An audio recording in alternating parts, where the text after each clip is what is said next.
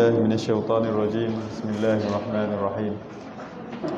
الحمد لله رب العالمين وبه نستعين في أمور الدنيا والدين، والصلاة والسلام على أشرف الأنبياء والمرسلين وعلى آله وصحبه أجمعين. ولا حول ولا قوة إلا بالله العلي العظيم. ولا حول ولا قوة إلا بالله العلي العظيم. ولا حول ولا قوة إلا بالله العلي العظيم. اللهم لا سهل إلا ما جعلته سهلا، وأنت تجعل الحزن إذا شئت سهلا. أما بعد. Alhamdulillah, kita dapat berkumpul lagi pada hari ini untuk meneruskan pengajian Safinatul Najah, yang mana pada minggu lepas kita berhenti dalam satu minggu.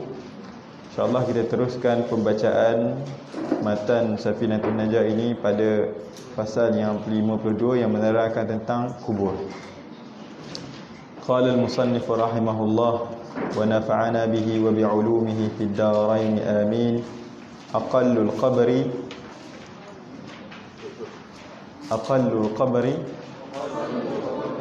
hufratun taktumu ra'ihatah wa tahrusuhu minas siba'i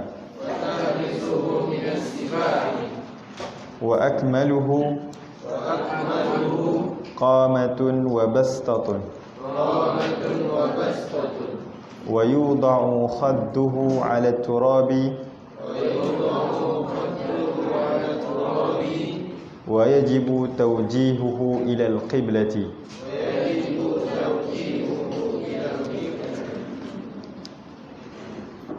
Fasal ini menerangkan tentang kubur.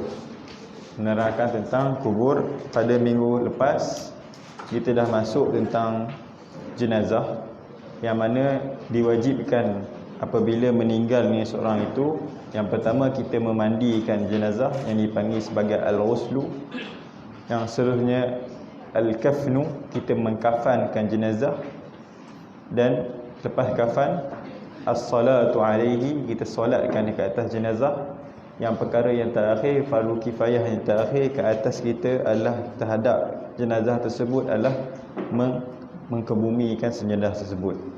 Apabila diwajibkan ke atas kita untuk mengkebumikan jenazah tersebut, dibincangkan bagaimanakah keadaan kubur bagi seorang yang mati tersebut. Di sini diceritakan jenis kubur. Dia kata di sini seperti mana yang disebutkan di fasal yang lepas, apabila dibahaskan tentang contohnya pembahasan mandian mayat, disebutkan aqallul ghusli, sesimpel mandian dan sesempurna mandian. Begitu juga perbahasan yang sama dibincangkan sesimpel kubur dan seelok-elok kubur. Di sini disebutkan aqallul qabri, yang mana sesimpel kubur. Bagaimana kalau kita nak menyimpan mayat tersebut secara simpelnya, hufratun taktumur raihatah. Hufratun, satu galian yang dapat menutup bauan mayat tersebut. Sebab seperti mana yang kita tak ketahui bahawa mayat apabila seorang dia meninggal, apabila kita tak menyimpankan dia dalam tempoh yang lama, kadang-kadang berbau lah. Seperti mana bangkai contohnya, bila mati di tepi jalan berbau busuk. Oleh yang demikian, sesimpel kubur itu satu galian yang boleh menutup bauan tersebut, bau bangkai, bau mayat tersebut. Itu adalah sesimpel disebutkan di sini dua perkara.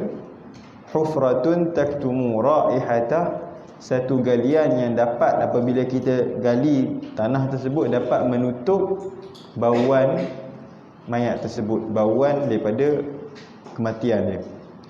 Dan ataupun hufratun, satu galian yang dapat tahrusuhu minas siba', yang galian yang dapat menjaganya galian tersebut daripada siba'. Maksudnya bukan di sini siba', di sini harimau, ataupun dimaksudkan sini haiwan-haiwan liar yang makan daging.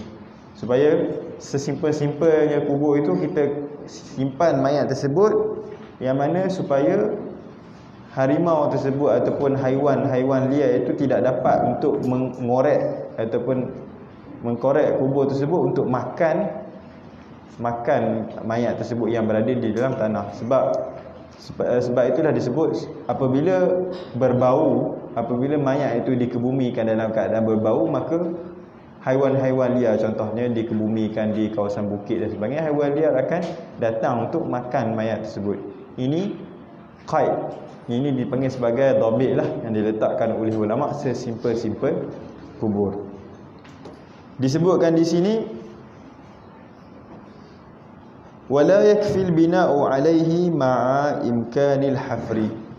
Tidak cukup untuk kita membina, meletakkan satu perkara yang berada di atas kubur. Kadang-kadang kalau kita tak mampu untuk korek gali dengan dalam, kita terpaksalah kadang-kadang kita tindankan, kita meletakkan batu-batu tertinggi untuk menunjukkan bahawa ini adalah alamat kepada kubur, menunjukkan bahawa supaya contohnya haiwan liar tidak dapat menggali benda tersebut. Fa illam yamna'hu illa al-bina' alaihi wajab. Kalaulah hanya dengan meletakkan, membinakan atas kubur tu, meletakkan batu yang tinggi, contohnya meletakkan semen sebagainya untuk menjaga kubur daripada terbaunya mayat tersebut, ataupun mengelakkan daripada haiwan liar untuk mengkorek kubur tersebut daripada mayat, maka diwajibkan ke atas kita untuk melakukan membina di atas kubur. Yang ini disebutkan dalam syarah. Ini adalah sesimpel-simpel kubur. Dan disebutkan juga wa akmaluhu, sesempurnanya kubur, qamatun wa bastatun. Qamatun wa bastatun. Qamatun ini adalah tinggi. Maksud tinggi di sini adalah maknanya dalam lah. Dalam kubur disebutkan di sini adalah arba'atu azru'in wa nis. Arba'atu azru'in wa nis, satu hasta. 4 hasta setengah. 4 hasta setengah. Dalam je 4 hasta setengah. Mungkin dalam lebih kurang 2 meter ataupun 2 meter setengah, lebih kurang macam itulah. 4 hasta setengah bagi tangan orang yang biasa lah, bukan tangan orang yang terlalu panjang ataupun tangan orang yang terlalu pendek. Ini dalamnya kubur yang kita nak korek lah bagi sesempurna-purnanya kubur. Itu di sini mengikut panjangnya rajulun mu'tadil, orang yang panjang orang biasa. Contohnya orang meter, kita korek 170 cm. Akan tetapi disunatkan untuk apabila kita nak menyimpan mayat ini adalah untuk kita bagi panjang sikit, supaya untuk memudahkan orang yang nak meletakkan mayat di bawah, supaya kita agak-agak lah seorang, supaya had, contohnya mayat itu panjangnya 170, janganlah kita korek 170 cm, kita koreklah contohnya 2 meter contohnya, ataupun 195 meter, supaya ada had orang yang nak letak kepala mayat untuk orang meletak kaki mayat tersebut. Ini adalah sesempurnanya kubur bagi mayat. Bagi kubur terdapat dua jenis. Yang pertama dikenali sebagai al-lahdu, iaitu lahat.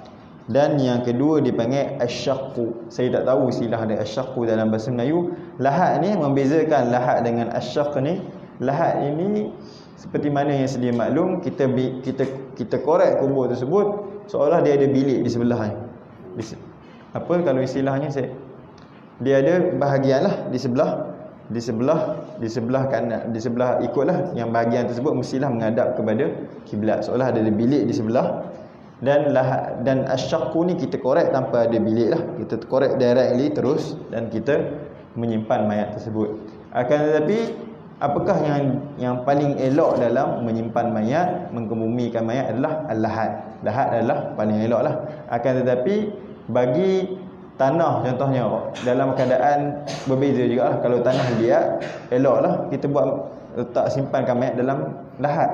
Tetapi kalau contohnya tanah berpasir, contohnya tanah yang keras, contohnya susah untuk kita, tanah berbukit susah untuk kita menyimpan mayat dalam keadaan lahat, kita menyimpan dalam keadaan asyaqqu. Ikut keadaan lah.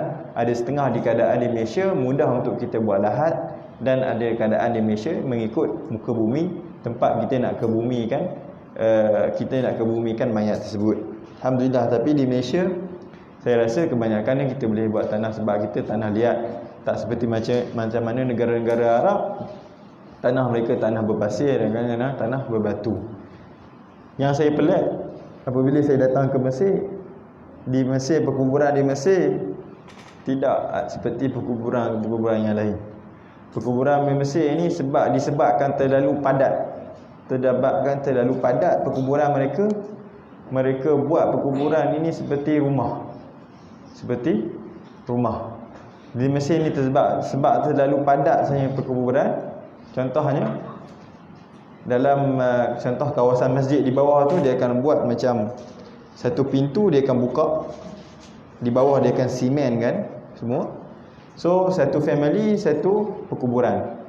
So contohnya ayah family ini nama dia Abdul Wahid, contohnya anak kepada Abdul Wahid. Isteri Abdul Wahid meninggal, dia akan buka pintu, masukkan mayat, tepikan mayat yang telah meninggal tu dan letak di dalam seolah dalam bilik. Sebab terlalu padat keadaan di Mesir, tak boleh nak simpan seperti mana perkuburan yang ada di Malaysia lah. Kalau di Malaysia banyaklah tanah perkuburan. Kalau di Mesir contohnya di Kahirah terlalu padat, kenalah mereka buat macam tu untuk save tempat. Ini sekadar penambahan. Dan disebutkan juga di sini wa yudau khadduhu 'ala turab. Apabila disebutkan sini wa yudau khadduhu 'ala turab, apabila kita mengkebumikan mayat tersebut, kita meletakkan khadduhu pipi mayat tersebut 'ala turab, di atas tanah menghadap kepada kiblat. Wa yajibu tawjihuhu ila al-qiblah. Apakah yang dimaksudkan wa yudau khadduhu 'ala turab, meletakkan pipi mayat di atas tanah? Annahu yudau khaddul mayyitil ayman nadban ba'da tanhiyatil kafni. Apabila kita meletakkan mayat, kita mengalihkan mayat tersebut menghadap kiblat. Selalunya kalau kita letak lahat tu, kita lahat ke arah belah kiblat lah. Khaddahu ayman, kita meletakkan dia punya pipi kanan menghadap kepada kiblat, dan kita buka lah muka dia waktu kita turunkan mayat tersebut. Ala ma tahta ra'sihi minan ardi, kita buka sikit, kita letakkan dia punya pipi di atas tanah. Au labinatin au wa nahwiha, kalaulah kita buat macam bantai sikit, letak atas tanah liat, kita letak bantai, ataupun kita letak ataupun bata dan sebagainya. Dan juga wajibu tawjihuhu ilal qiblah, dan diwajibkan ke atas orang muslim yang meninggal di perkuburan Islam untuk kita menghadapkan mayat tersebut ke arah kiblat.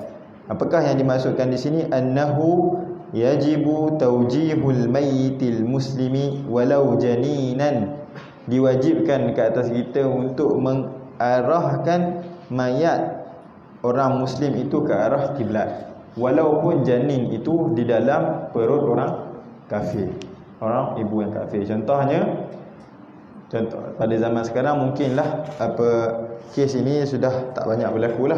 Contoh pada zaman dulu, contohnya wanita ahli kitab. Wanita ahli kitab ini berkahwin dengan orang Islam, dia masih lagi di dalam daripada agamanya, contohnya agama Masihi, contohnya agama Yahudi, dia mengandung anak orang Islam, janin orang Islam. Contohnya jika ditakdirkan perempuan tersebut meninggal dalam keadaan masih lagi dalam keadaan kafir lah, keadaan Masihi lah ataupun Yahudi, anak tersebut adalah anak dinisbahkan kepada bapaknya yang Islam, sebab bapa berkahwin dengan ahli kitab. Bagaimanakah kita contoh apabila dia perempuan tersebut mati dalam keadaan Yahudi ataupun Kristian, dalam pengkebumian perempuan tersebut, ulama mengatakan perempuan walaupun dikebumikan dalam tempat perkebumian orang kafir, perlulah ibu tersebut dia punya belakang membelakangi kiblat supaya anaknya dapat menghadap kiblat. Sebab anak janin dia punya kepala dia akan dia punya sebaliknya ibu lah. Kalau ibu ke arah hadapan, dia punya janin muka dia ke arah belakang ibu.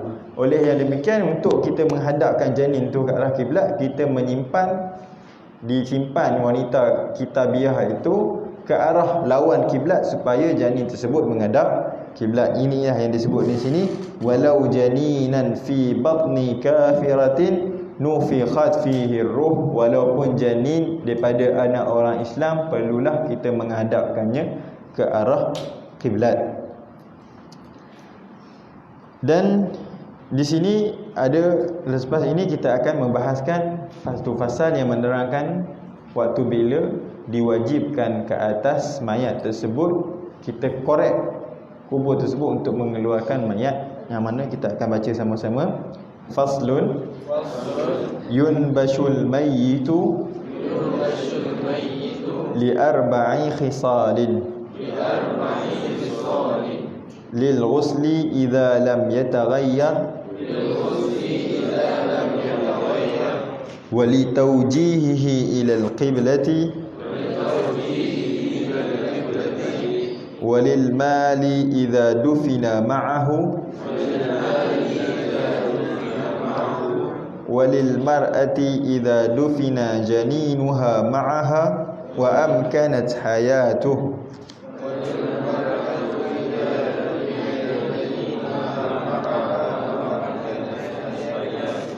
Fasal ini menerangkan waktu bila kita harus untuk mengkorek balik yunbashu, kita mengorek kubur tersebut untuk mengeluarkan mayat. Disebut di sini ada 4 perkara. Dan di dalam syarah ada menambah lagi 3 perkara yang lain, semua menjadi 7. Kita tengok satu persatu yang telah disebutkan di sini. Yang pertama, yang disebut sini yunbashul mayyitu li arba'i khisalin. Dikoreknya kubur yang mayat telah ditanam tu dengan 4 perkara. Yang pertama, lil ghusli idza lam yataghayyar, untuk kita mandikan. Contoh, maksudnya di sini jika mayat itu dikebumikan, bukan daripada syuhada yang pergi berperang di fisabilillah, maka dikebumikan tanpa dimandikan.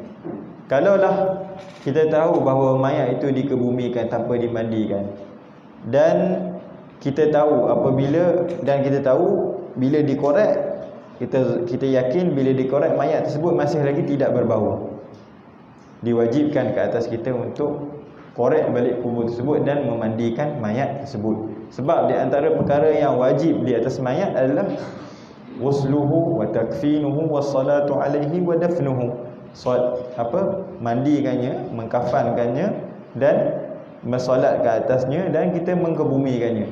Sebab apabila mayat itu dikebumikan tanpa dimandikan, dan kita yakin bahawa mayat tersebut jika dikeluarkan daripada kubur tersebut tidak menyebabkan bau, tidak masih lagi berbau, maka diboleh untuk mayat tersebut untuk dikeluarkan, dimandikan semula, dimandikan.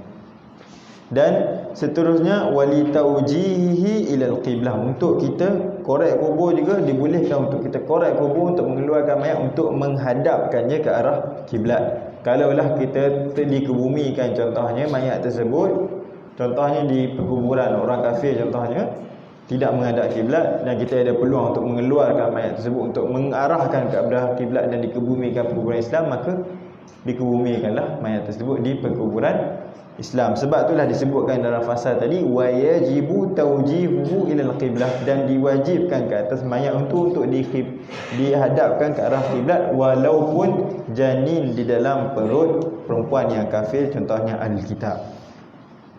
Dan seterusnya, sebab yang ketiga, walil mali idza dufina ma'ah, jika dikebumikan dengan mayat tersebut wang, tambah lagi wang orang lain. Contohnya, jikalah mayat tersebut dikebumi bersama mayat wang orang, wang, contoh wang daripada ahli harta warisannya, contohnya dikebumikan dengannya, dibolehkan untuk kita untuk mengkorek kubur untuk mengeluarkan wang tersebut.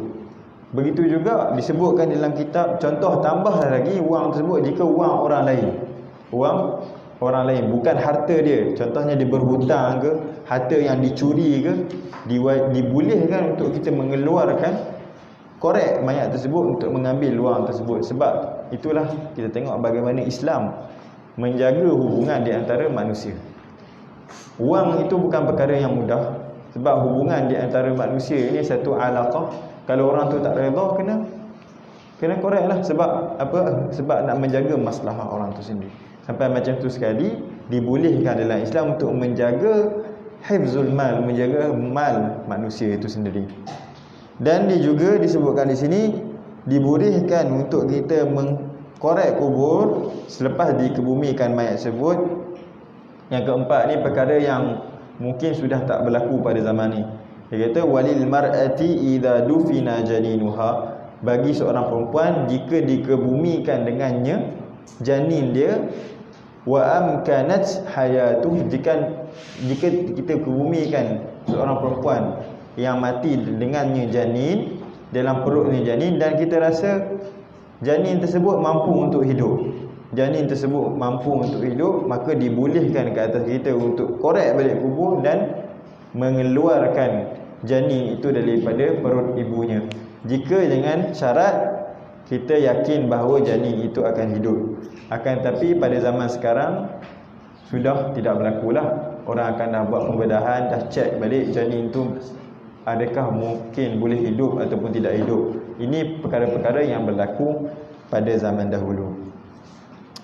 Dan sedikit lagi penambahan, di antara perkara-perkara yang membolehkan ke atas kita untuk mengkorek mayat selepas dikebumi, di antaranya idza dufina kafirun fi ardil haram, jika dikebumikan orang kafir di kota Mekah dan kota Madinah. Jika kita tahu bahawa orang kafir ini mati bukan dalam Islam, mati dalam keadaan kafir, dikebumikan di fi ardil haram, di kota Mekah dan kota Madinah, diwajibkan ke atas kita untuk korek balik kubur tersebut dan kita kebumikan di perkuburan yang luar daripada kota Mekah dan kota Madinah. Dalilnya Allah Subhanahu wa taala berfirman, ya ayyuhalladzina amanu innamal musyrikuuna najasun, wahai orang-orang yang mukmin, sesungguhnya orang yang musyrik adalah najis. Fala yaqrabul masjidil haram ba'da 'amihim hadha, janganlah mereka mendekati Masjidil Haram dan Masjid Nabawi di sini selepas tahun ini, selepas diturunkan ayat ini, maka tidak dibolehkan untuk orang kafir untuk masuk ke kota Madinah, tambahlah dikebumikan di kota Madinah dan kota Mekah. Di antara sebab yang lain disebutkan lagi, idza khifa nabshuhu, dibolehkan ke atas kita untuk korek kubur tersebut jika kita takut, jika ditanam di satu tempat akan menyebabkan mayat tersebut dikorek. Contohlah kita tanam satu mayat di kawasan pergunungan contohnya. Kita takut bila dikebumikan di situ, contohnya ada harimau korek kubur dia, makan mayat dia, ataupun kita takut contohnya orang-orang yang hidup di pergunungan tersebut, contohnya dia punya ada culture-nya ataupun dia punya i'tiqad dia mengambil mayat, menghidupkan mayat dan sebagainya, kita takut, dibolehkan untuk kita korek mayat tersebut dan kita pindahkan ke tempat yang lain. Perkara ini sedikit ceritalah berlaku kepada Imam Sulaiman Jazuli. Imam Sulaiman Jazuli ini adalah seorang imam alim, ulama sufi yang besar, yang menulis kitab nama dia Dalail Khairat. Kitab Dalail Khairat ini penuh dengan selawat ke atas Nabi SAW. Imam Sulaiman Jazuli ini daripada Morocco lah. Dia dikebumikan di kawasan dikenali sebagai Biladis Sus, tanah Sus, dikebumikan di situ. Apabila dikebumikan di situ pada zaman hidupnya Imam Sulaiman Jazuli ini dalam 700 Hijrah, di Morocco wujudnya golongan ahli bid'ah, golongan ahli bid'ah yang mana mereka ni apabila mereka mengetahui Imam Jazuli dikebumikan situ, mereka korek kubur Imam Jazuli dan mereka mengambil jasad Imam Jazuli itu membawa perang. Contohnya pada tersebut ahli bid'ah ni diperangi oleh kerajaan dinasti Sa'diyin. Waktu tu dah ada dinasti Sa'diyin di Morocco, banyaklah dinasti-dinasti ni, Murabitin, Muwahhidin dan sebagainya. Salah satu dinasti, raja tersebut berperang dengan ahli bid'ah ni. Mereka membawa jasad Imam Jazuli dalam perang. Bila berperang, dia bawa jasad keranda Imam Jazuli itu berperang. Setiap kali kerajaan nak lawan golongan ahli bid'ah ni kalah. Sebab jasad karomah yang ada pada Imam Jazuli itu kalah. Kalah sebab dia orang membawa jasad Imam Sulaiman Jazuli. Satu hari kerajaan Saudi ini mengambil inisiatif untuk mengambil balik jasad Imam Jazuli ini dikebumikan di kota Marrakesh. Sebab pada tersebut kota Marrakesh ini adalah pusat pemerintahan kerajaan Saudi, dan dikebumikan di kota Marrakesh, dan sudah tidak dikebumi di persekitaran kawasan Marrakesh di situ. Sebab apa? Takut nanti apabila dikebumikan balik, golongan-golongan yang lain ni cuba untuk korek balik kubur Imam Jazuli ini untuk membawa buat perkara-perkara seperti ini. Sebab inilah korek balik kubur Imam Jazuli dan dikebumikan di kota Marrakesh. Ini adalah sebab disebutkan tadi idza khifa nabshuhu. Dan dibolehkan juga untuk kita mengkorek kubur tersebut jika contohnya kita ketahui bahawa kubur tersebut contohnya pada wujudnya banjir, contohnya pada satu hari banjir yang datang di tempat itu akan membawa mayat-mayat, akan menghakis tanah-tanah, akan mengeluarkan mayat daripada tanah. Dibolehkan untuk kita korek kubur-kubur tersebut, kita menanam mayat-mayat di tempat yang baru. Dengan ini tamatlah perbahasan kita berkenaan dengan Kitabul Janaiz, kitab yang menerangkan tentang jenazah. Seperti mana yang saya beritahu tadi, yang diwajibkan atas jenazah adalah wasluhu, mandinya, wa takfinuhu, dan kita mengkafankannya, wa salatu alaihi, dan kita solat ke atas mayat, dan wa dafnuhu, kita menyimpan mayat tersebut. Ini dengan tamat ini hukum hakam berkenaan dengan menyimpannya mayat, maka tamatlah kitab janaiz. Seterusnya kita akan masuk kepada kitab yang dinamakan sebagai faslul isti'anah, meminta tolong. Istaf'ala dalam bahasa Arab bermaksudnya at-talab, meminta. Isti'anah, ista'ana menunjukkan meminta tolong. Cuma kitab ini seperti mana yang anda lihat sekalian di hadapan ini, bahawa kitab ini sepatutnya berada di bab taharah. Sebab bab isti'anah ini bab yang menerangkan tentang bagaimana, apakah hukum kita nak minta orang tu ambil air kat kita. Kita nak berwuduk ataupun kita nak solat, kita nak mandi wajib, apakah hukum kita minta orang ambil air kat kita, tolong wudukkan kepada kita. Kalau kita lihat kenapa kitab Al-Isti'anah ini berada selepas kitab salat janaiz, sedangkan tempatnya berada di selepas kitab taharah. Kenapa berada di akhir? Disebutkan di sini bahawa mungkinlah muallif di sini, penulis ini lupa nak menuliskan tentang kitabul isti'anah selepas bab kitab taharah, maka dia akhirkan, dia teringat, maka dia tulislah selepas kitab janaiz. Kita baca sama-sama. Faslun al-isti'anatu arba'u khisalin mubahatun wa khilaful awla wa makruhatun wa wajibatun.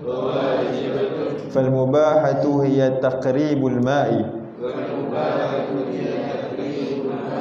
wa khilaful awla hiya sabbul ma'i ala nahwil mutawaddi'i.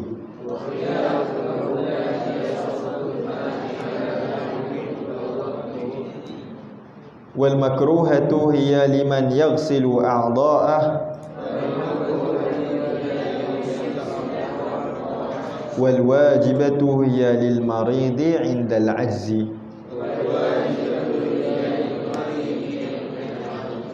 Perbahasan ini seperti mana yang saya terangkan tadi adalah al-isti'anah, membahaskan tentang al-isti'anah, meminta pertolongan apabila kita nak berwudu ataupun mandi wajib. Disebut sini al-isti'anatu arba'u khisal. Isti'anah ni ada 4 perkara. Hukumnya ada 4. Sebab apabila membahaskan tentang hukum, kita membahaskan tentang hukum fiqh lah. Hukum fiqh ni ada berapa? Ada 5 yang dikenali sebagai hukum taklifi, sama ada wajib, haram, sunat, makruh, manduh dan sebagainya. Di sini disebutkan sini isti'anah ada 4. Yang pertama mubahah, yang harus, yang dibolehkan. Wa khilaful aula. Khilaful aula ni kalau kita baca ngaji dalam SPM tak cukup, tak sebut khilaful aula. Apakah yang dimaksudkan dengan khilaful aula? Di sini kita akan mempelajari apakah yang dimaksudkan dengan khilaful aula. Cuma yang disebutkan hukum ahkam taklifiyah ni ada 5, cuma ini yang disebutkan oleh kebanyakan ulama, dipersetujui oleh kebanyakan ulama. Ada sebahagian daripada ulama mendetailkan lagi. Ada setengah ulama mengatakan hukum taklifi ni ada 6, ada 7. Ada ulama contohnya membezakan perkara fardu dan perkara yang wajib. Contohnya ulama Ahnaf, ulama Hanafi. Solat witir bagi mereka adalah wajib. Solat witir bagi mereka adalah wajib. Solat 5 waktu adalah fardu. Disebutkan mereka solat fardu ini solat yang telah disebutkan di dalam Al-Quran. Hadis dia dalilnya dalil qat'i.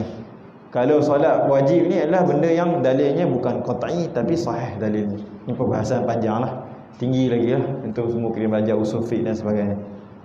Dan yang ketiga adalah makruh, dan yang keempat adalah wajib. Apakah yang dimaksudkan seperti saya sebut tadi? Apakah yang dimaksudkan dengan khilaful aula? Khilaful aula ini adalah seperti makruh. Khilaful aula adalah seperti makruh. Maksudnya sini ya, kita tengok makruh maksudnya yajuzu fi'luha wa tarkuha lakin yatarattabu ala tarkiha imtithalan la thawaban. Yang mana makruh ini apabila ma la yusabu ala fi'lihi wa la ma yusabu ala tarkihi wa la yu'aqabu ala fi'lihi. Makruh ni apabila kita tinggalkannya kita dapat pahala. Kita apabila kita buatnya kita tinggal, kita dapat pahala. Kita buatnya kita tak dapat apalah, kita tak dapat apa, tidak dapat dosa, tidak dapat pahala. Akan tapi khilaf aula ni disebut di sini yajuzu fi'luha wa tarkuha, dibolehkan untuk melakukannya, kita akan dapat pahala. Kalau kita buat kita tak dapat dosa. Ini perbezaan di antara khilaful aula dan makruh. Disebutkan di sini fal mubahatu, adapun mubah dalam bab isti'anah ni hiya taqribul ma. Contoh dibolehkan, perkara yang boleh kan, contohnya taqribul ma, mendekatkan air. Contohnya saya nak berwuduk, saya kata kepada adik saya, tolong bawa satu besen, satu bekas air untuk saya berwuduk. Untuk mendekatkan, saya ada kat sini, dia ada kat ujung sana, saya kata tolong bawakan satu bekas air untuk saya berwuduk. Mendekatkan air kepada saya untuk berwuduk adalah mubah, dibolehkan di dalam untuk taharah. Wa khilaful aula, boleh kita buat dan kita boleh kita tak buat, akan tapi meninggalkannya lebih baik adalah hiya sabbul ma ala nahwil mutawaddi. Contoh saya kata kepada adik saya, contohnya tolong simbahkan air, saya nak berwuduk. Boleh untuk kita minta orang untuk juruskan air kepada kita untuk kena kita berwuduk. Akan tetapi seeloknya tak perlulah kita ambil daripada bekas air, kita berwuduk dengan diri kita sendirilah. Ini dimaksudkan sebagai khilaful aula. Boleh untuk kita buat, boleh untuk kita tinggalkan, akan tapi meninggalkan benda tersebut lebih baik kita berwuduk dengan diri kita sendiri, kita menuang air untuk kita berwuduk dengan diri kita sendiri, daripada untuk orang menuangkan air tersebut untuk dan kita berwuduk. Dan seterusnya disebutkan di sini yang keempat adalah makruh. adalah makruh kita meminta kepada seorang tersebut untuk membasuhkan a'dha'ahu, membasuh anggota-anggota wudu. Tadi yang pertama khilaful aula, kita minta untuk orang tuang air. Makruh ni untuk kita kata saya nak berwuduk, tolong basuh tangan saya, sapukan kepala saya, tolong basuhkan kaki saya. Ini adalah makruh bagi orang yang mampu. Makruh bagi orang mampu saja-saja nak minta, contohnya adik saya nak minta kepada isteri kita ataupun minta kepada suami kita, tolong wudukkan saya, buatlah sendiri. Ini perkara ini adalah makruh. Maksudnya apakah yang dimaksudkan makruh ni? Kita boleh buat, kita boleh tinggalkan, akan tapi bila kita tinggalkan kita dapat pahala. Bagi disebutkan sini khilaful aula dan makruh ini bagi orang yang sihat, akan tetapi wajib dan isti'anah wajib kepada seorang tersebut ke atas orang mukraf lil maridi indal aji, bagi orang yang sakit. Indal aji diqaidkan sini, bagi ketika mana dia tak mampu. Tak semua orang yang sakit tak mampu untuk berwuduk dengan diri sendiri. Ada orang yang sakit, contohnya orang demam pun sakit juga.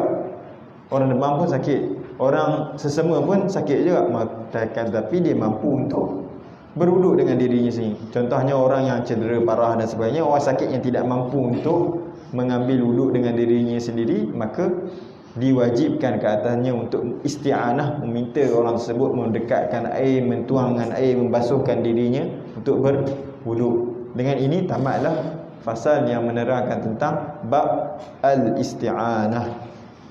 Seterusnya kita akan masuk kepada bab yang seterusnya, yang mana kita dah tamat dua bab yang besar dalam kitab Safinatun Najah ni. Kitab Safinatun Najah ni ada 4 bab yang besar. Yang pertama bab taharah, yang kedua bab salah, yang ketiga bab zakat, yang keempat bab puasa as-saum. Bab zakat ini adalah bab yang paling pendek sekali lah dalam kitab Safinatun Najah. Disebutkan di sini, kita baca sama-sama, faslun al-amwalul lati talzamu fiha az-zakatu sittatu anwa'in an-na'amu wan-naqdani wal-mu'asyaratu wa amwalut tijarati wajibuha rubu'u usyri qimati urudit tijarati warrikazu wal ma'dinu. Perbahasan ini menerangkan tentang zakat. Apakah yang pertama kali, apakah yang dimaksudkan dengan zakat? Zakat ini di segi lughah bermaksud an-numu. An-numu, zakat di segi bahasa bermaksud an-numu, satu perkara yang berkembang. Zakat di segi bahasa bermaksud satu perkara yang kembang. Dari segi syarak pula, ismun lima yakhruju an malin aw badanin ala wajhin makhsus, satu nama yang dikeluarkan daripada harta, yang dikeluarkan daripada badan, ala wajhin maksud, dalam wajah-wajah yang khusus. Secara umumnya zakat ini ada dua pembahagian. Pembahagian pertama adalah zakatul amwal, dikenali sebagai zakatul amwal, zakat harta. Yang kedua adalah zakatul badan, zakat badan, ataupun dikenali sebagai zakatul fitri, zakat fitrah. Dalam bahasa Melayu zakat fitrah, apabila kita dah selesai untuk berpuasa, maka kita dah masuk pada hari raya, maka diwajibkan ke atas orang yang dapat hidup sampailah penghujung bulan Ramadan itu untuk menunaikan zakat fitrah, ataupun dikenali sebagai zakatul badan.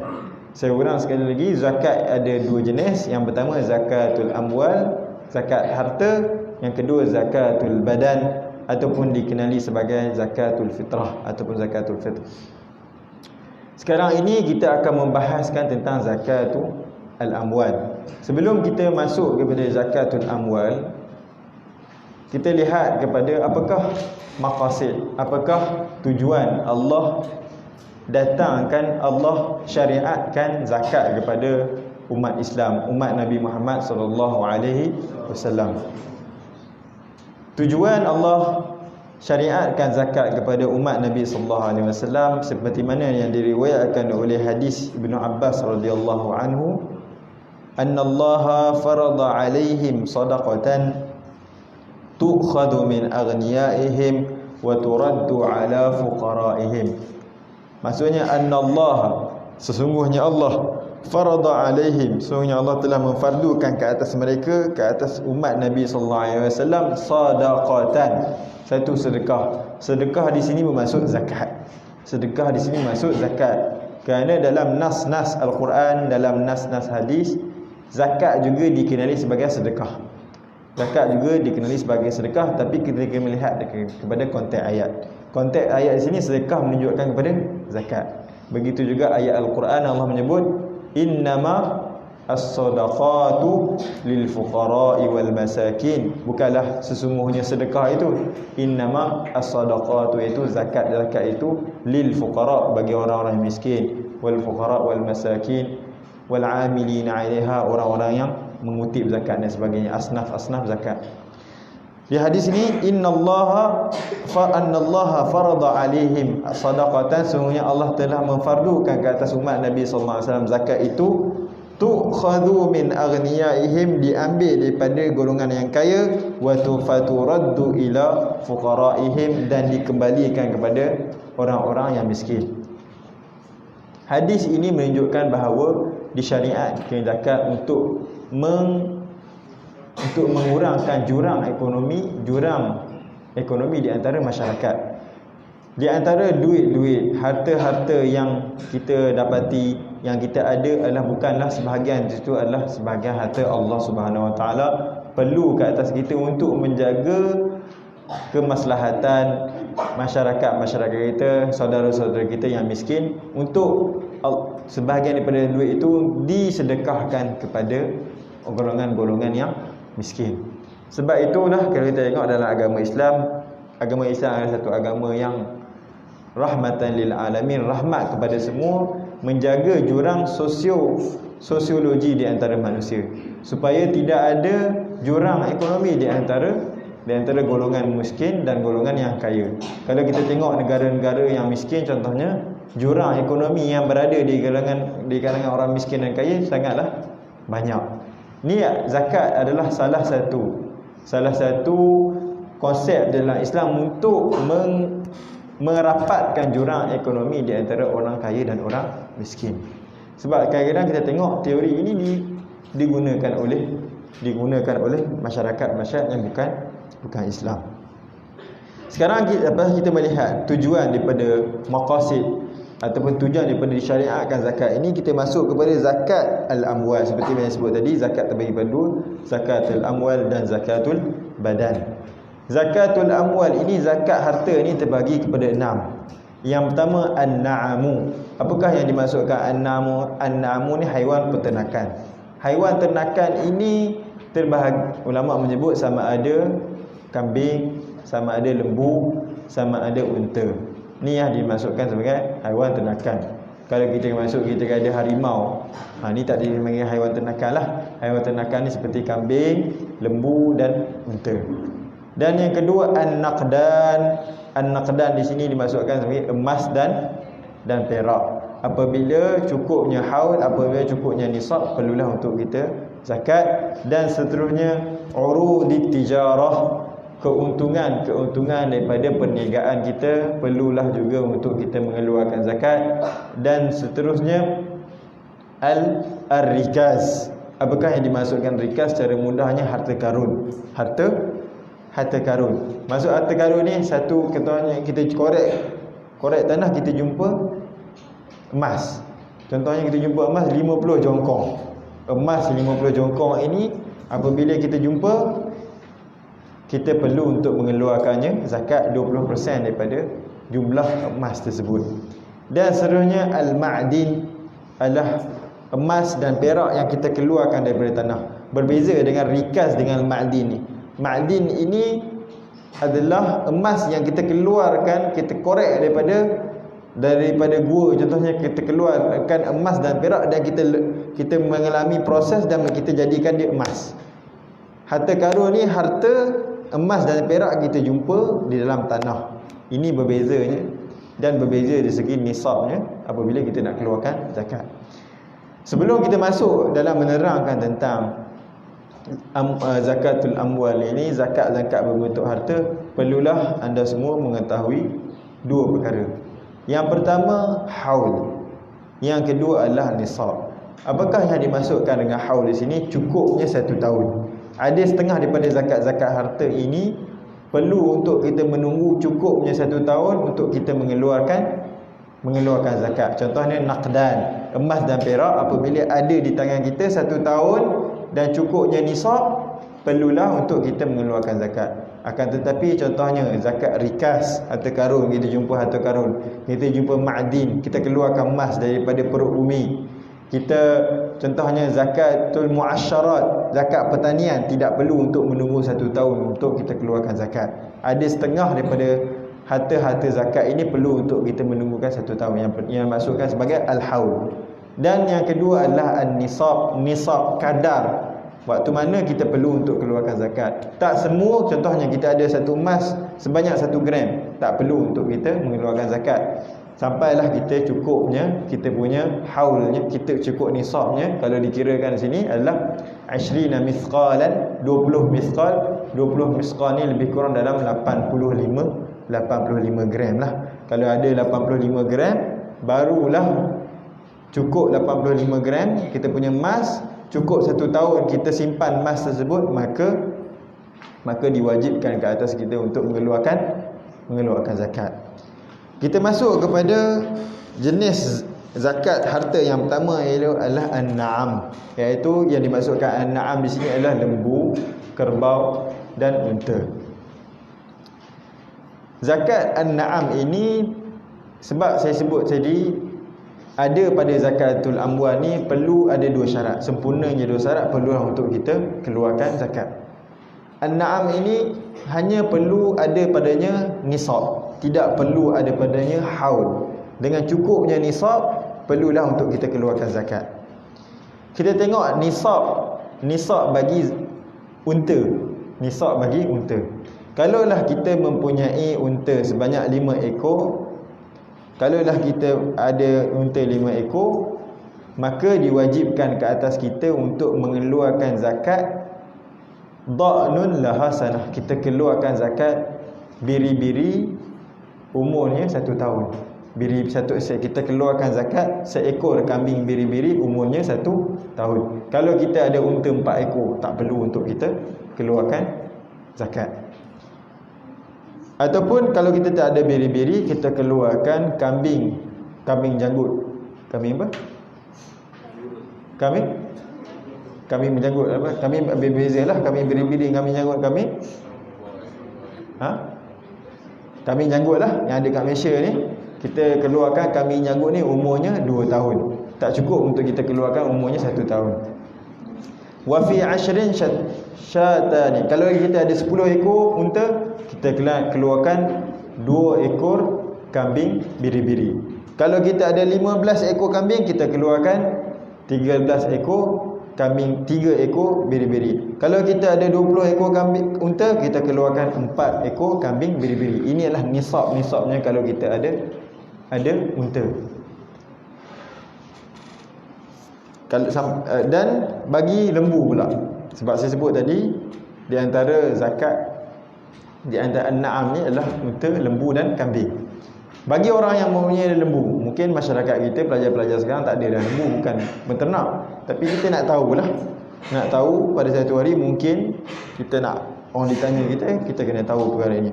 Nisab bagi bakar, bagi lembu, kalau kita ada 30 ekor, barulah kita keluar zakat.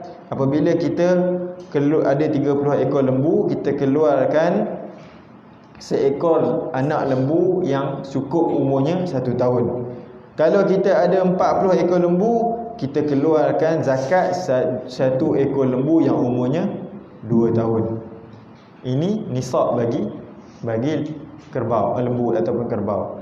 Akan tapi bagi kambing, kalau kita ada 40 ekor kambing, kita keluarkan 1 ekor kambing. Kalau kita ada mi'ah wa ihda wa 20, kita ada 20 ekor kambing, kita keluarkan 2 ekor kambing. Mungkin perkara ni tak familiar lah bagi kita. Kita bukanlah masyarakat yang banyak peternakan seperti negara-negara yang contoh negara Arab, negara Mesir, contohnya negara Syam, Syria, contoh negara-negara Afrika, Arab di Afrika banyak peternakan kambing dan lembu. Negara-negara di Eropah, perkara-perkara ini diketahui oleh orang-orang peternak.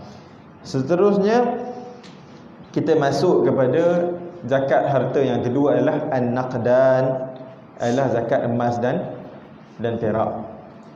Zakat emas dan perak ini adalah salah satu daripada zakatul amwal, zakat harta, yang mana ada padanya 2 syarat untuk kita keluarkan zakat.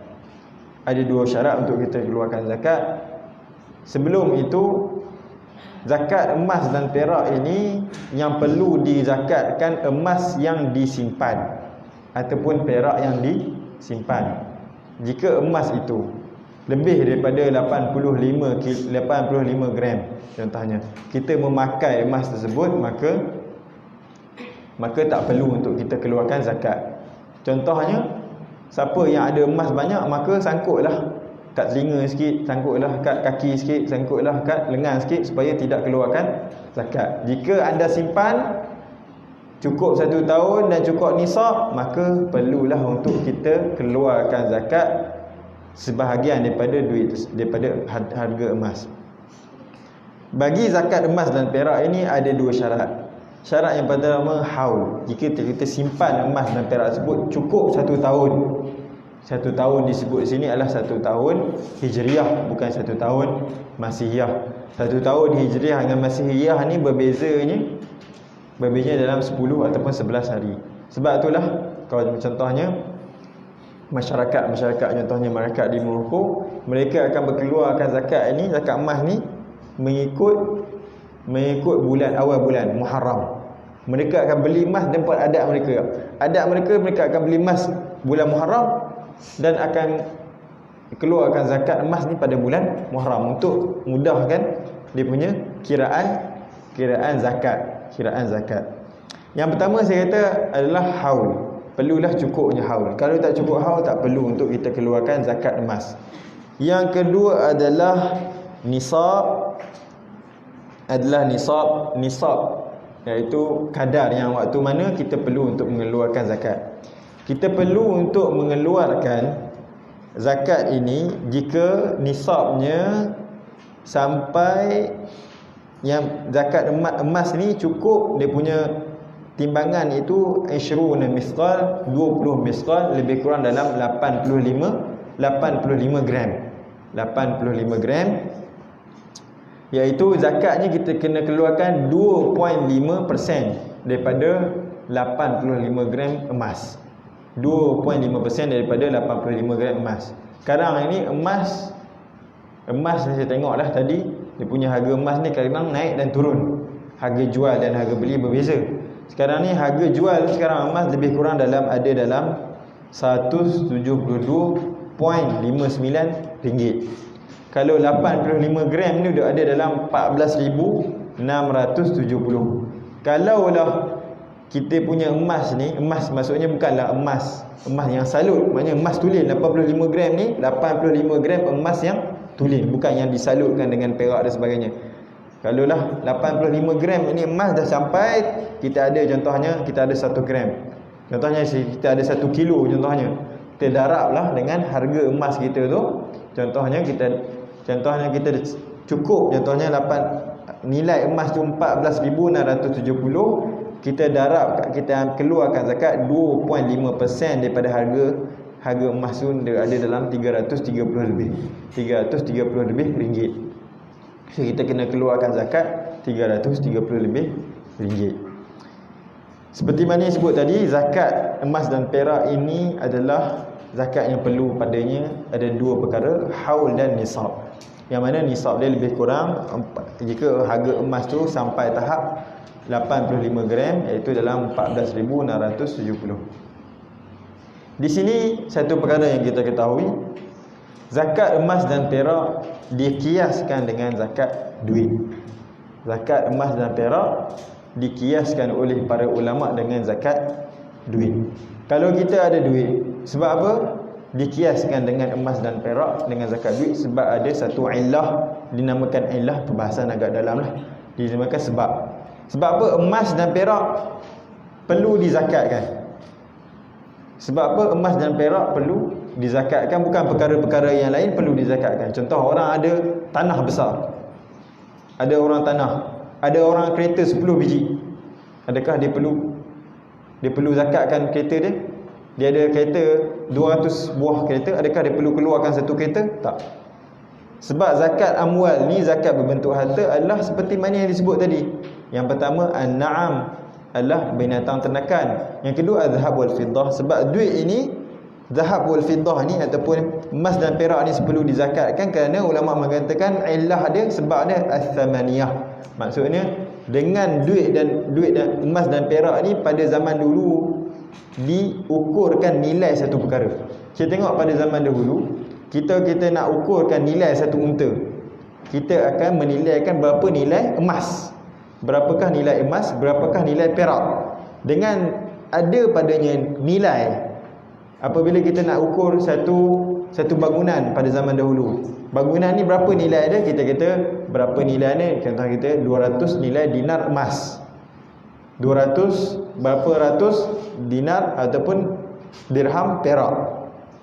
Oleh yang demikian, ulama mengkiaskan zakat emas dan perak ini kepada duit. Sebab pada zaman sekarang emas dan perak sudah tidak menjadi satu nilai untuk pengukuran satu perkara. Yang menjadi nilai pada zaman sekarang, menilai pengukuran adalah duit dan wang. Oleh yang demikian, illah ni ada.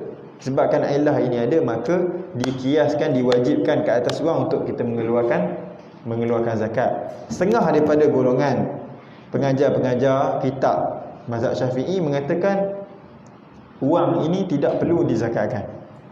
Wang ini tidak perlu dizakatkan. Sebab apa? Allah Subhanahu Wa Taala mengatakan illah di situ adalah emas dan perak. Di sini memang kita lihat nampak macam okey. Akan tapi kalau kita tengok sekarang di Malaysia, berapa banyak syarikat-syarikat, orang-orang peniaga, usahawan-usahawan, satu hari dia orang untung RM10,000. Kalau 2 hari RM20,000. Cuba bayangkan satu bulan berapa keuntungan mereka, shareholder daripada golongan orang Islam ni. Contohnya, satu bulan dia orang dah untung RM100,000, 1 juta, berbilion-bilion. Kalaulah duit itu tidak diberi zakat, maka duit ini telah lari daripada maqasid syariah telah disebut tadi, tu'khadhu min aghniyaihim wa turaddu ila fuqaraihim. Zakat ini untuk kita mengambil daripada orang-orang kaya dan dikembalikan kepada orang-orang miskin untuk merapatkan gap jurang ekonomi yang ada di antara masyarakat. Ini ialah kalau kita lihat contohnya, saya biasa duduk dengan pegawai zakat di Kedah. Kalau kita tengok negeri Kedah ini adalah negeri jelapan padi. Pada zaman dulu zakat dikutip di negeri Kedah ni kebanyakan dia zakat pertanian. Pada zaman sekarang zakat pertanian di Kedah sudah tidak dia punya aghlabiah dia hanya 30% saja ataupun hampir 40%. 60% daripada zakat kutipan zakat Kedah adalah daripada zakat duit, iaitu zakat daripada penyimpanan wang, dipotong potongan harga gaji dan sebagainya. Sebab itulah kita tengok dengan zakat wang ini, pejabat-pejabat zakat di Malaysia boleh berkembang untuk melunaskan contohnya hutang dan sebagainya, membantu aslaf-aslaf di Malaysia ini. Oleh yang demikian, diwajibkan ke atas orang itu jika cukup haul disimpan contohnya 14,670 sebab dia kiaskan dengan nisab emas ini, contohnya disimpan dalam waktu 1 tahun, diwajibkan ke atasnya untuk membayar zakat 2.5% daripada harga 14,670 dan lebih kurang dalam ada 330 lebih untuk dibayarkan zakat. Kalau kita ada RM100,000, ambillah 2.5% daripada harga tersebut. Seterusnya, zakat harta yang seterusnya adalah al-mu'asyarat. Apakah yang dimaksudkan al-mu'asyarat ini? Zakat pertanian. Zakat pertanian. Zakat pertanian dalam mazhab Syafi'i, apakah yang dimaksudkan zakat pertanian? Yang pertama adalah pertanian yang berbentuk makanan asasi satu negara. Pertanian yang berbentuk makanan asasi satu negara. Contohnya kita di Malaysia, kita makanan asasi adalah beras. Jika kita mengambil, kita harvest beras, kita harvest padi, maka diwajibkan ke orang petani tersebut untuk mengeluarkan zakat. Contohnya di negara-negara Middle East, contohnya negara Timur Tengah, contohnya di Pakistan dan sebagainya, setengah negara makanan asasi mereka adalah oat, adalah gandum. Apabila mereka harvest dia punya gandum, maka diwajibkan ke atas mereka untuk mengeluarkan zakat. Contoh di Eropah sekarang, kebanyakan pengkaji mengatakan makanan asasi masyarakat Eropah adalah potato. Sudah menjadi potato sebagai makanan asasi mereka.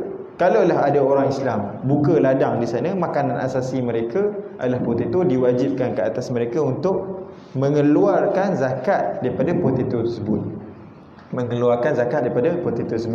Disebutkan zakat pertanian yang pertama dalam mazhab Syafi'i adalah makanan asasi sebuah negara, dan apa daripada tamar, daripada kurma dan anggur. Sama ada kurma dan anggur itu ya bisan atau ratban, sama ada dia lembap ataupun kering. Disebutkan sini al-muradu bil mu'asyarat dengan zakat pertanian ini ar-rutabu, kurma yang basah, wal 'inabu minas thimar, dan anggur daripada buah-buahan, wal muqtat, makanan asasi, fi halatil ikhtiyar, dengan keadaan kita boleh ikhtiyar, minal hubub, seperti gandum, seperti bur, wasyair, wadhurrah, wal urz, seperti gandum, wasyair, sejenis gandum, wadhurrah, iaitu jagung. Kalaulah makanan asasi bagi satu negara itu jagung, diwajibkan ke atas orang tersebut bila dia harvest jagung untuk mengeluarkan jagung tersebut, wal urz, iaitu nasi. Di sini untuk zakat pertanian ini, waktu bila seorang petani ini harus mengeluarkan zakat. Bagi seorang petani untuk mengeluarkan zakat, syaratnya tidak perlu untuk menunggu haul, tidak perlu untuk menunggukan 1 tahun. Contoh pada tahun ini, contohnya di Kedah sekarang ni, orang dah harvest setahun 2 kali. Dulu orang harvest setahun sekali. Sekarang ni ada harvest padi setahun 2 kali. Setiap kali dia harvest, perlulah untuk dia mengeluarkan zakat. Adakah orang harvest keluar satu buni, keluar dapat padi dalam 10 kilo untuk dia keluarkan zakat? Tak.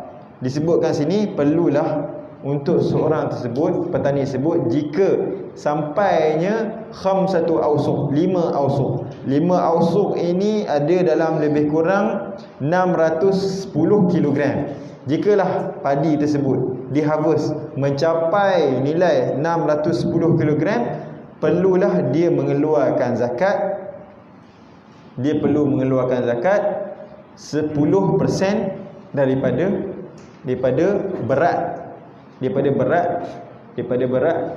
hasil pertanian tersebut. Contoh 610, dia keluarkan dalam 61 kilogram daripada 610 itu adalah zakat. Zakatnya lah dia ambil 10% daripada hasil padi tersebut. Akan tetapi ulama menyebutkan lagi, zakat pertanian ini ada 2 jenis. Ada yang pertanian yang memerlukan siraman. Ada yang benda yang dipertaniankan memerlukan siraman. Ada benda yang tidak memerlukan siraman, hanya memerlukan air hujan dan benda tu diharvest. Contohnya gandum. Gandum tidak memerlukan saluran air untuk disiram. Contohnya barang-barang yang lain, contohnya padi memerlukan siraman, memerlukan saluran air. Zakat yang daripada tanaman yang memerlukan siraman air, yang tidak memerlukan siraman air, kita akan mengeluarkan zakat usyur, iaitu 10% daripada hasil pertanian tersebut. Kalaulah perkara tersebut tidak memerlukan siraman, contohnya potato tidak memerlukan siraman, kita mengeluarkan 10% daripada hasil 610 kg potato tersebut. Contohnya contohlah beras, padi memerlukan siraman air, kita mengeluarkan 5% daripada 610 kg tersebut. Contohlah beras memerlukan siraman, contohnya ada beras yang contohnya ditanam di bukit, kita perlu untuk siram, untuk menjagakan beras tu untuk dia tumbuh, untuk kita boleh tuai, perlukan untuk siraman. Beras ditanam di bukit contohnya. Oleh demikian kita akan keluarkan 5%. Contohnya kita dapat 610 cukup nisab, 5% daripada 610 lebih kurang dalam 30.5 kg. Ini adalah zakat dalam bentuk tanaman. Apakah dalilnya Ustaz? Dalilnya disebutkan oleh Nabi SAW dalam satu hadis diriwayatkan oleh Imam Bukhari, fima saqatis sama'u awil uyunu aw kana 'athariyan ushur. Apa yang disirami daripada zakat pertanian, disirami daripada sama, daripada hujanlah, ataupun al-uyun, ataupun air yang keluar, contohnya air daripada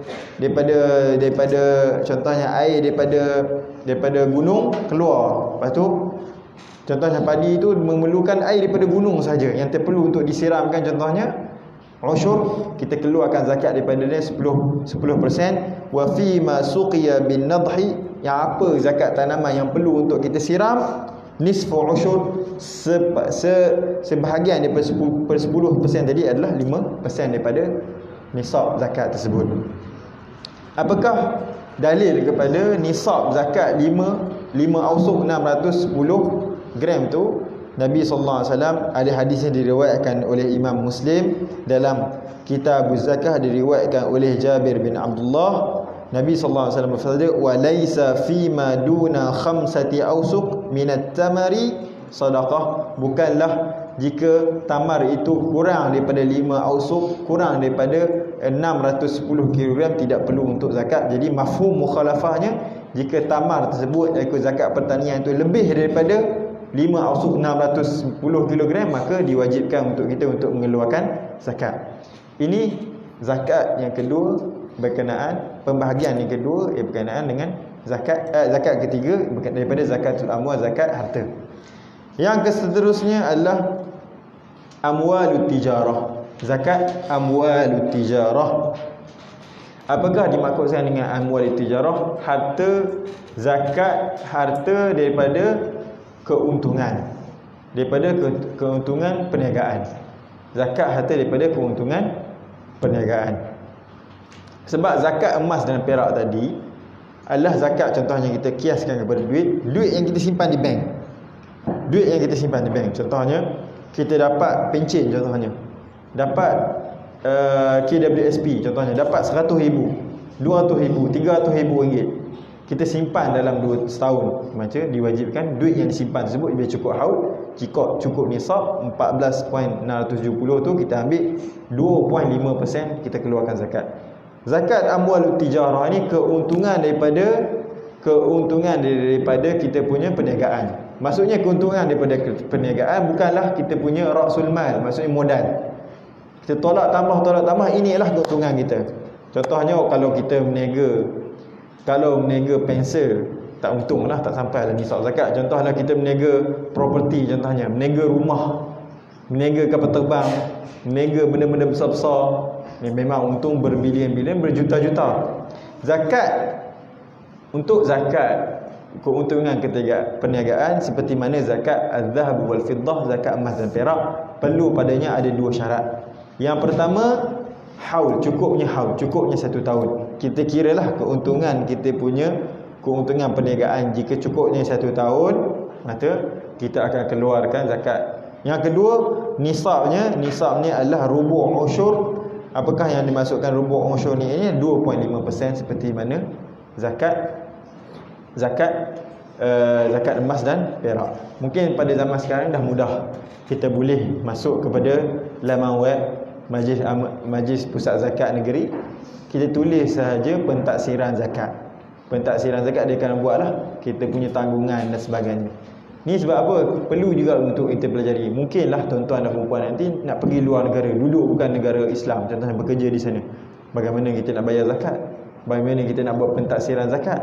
Sebab kita kena ada ilmu juga. Walaupun alhamdulillah di Malaysia pejabat-pejabat zakat dah bagi satu application, kita letakkan berapa kita punya tanggungan, berapa kita punya bayaran, berapa kita punya gaji, tolak tambah, adakah kita berhak untuk dipotong potongan zakat pada gaji bulanan ataupun tidak. Alhamdulillah.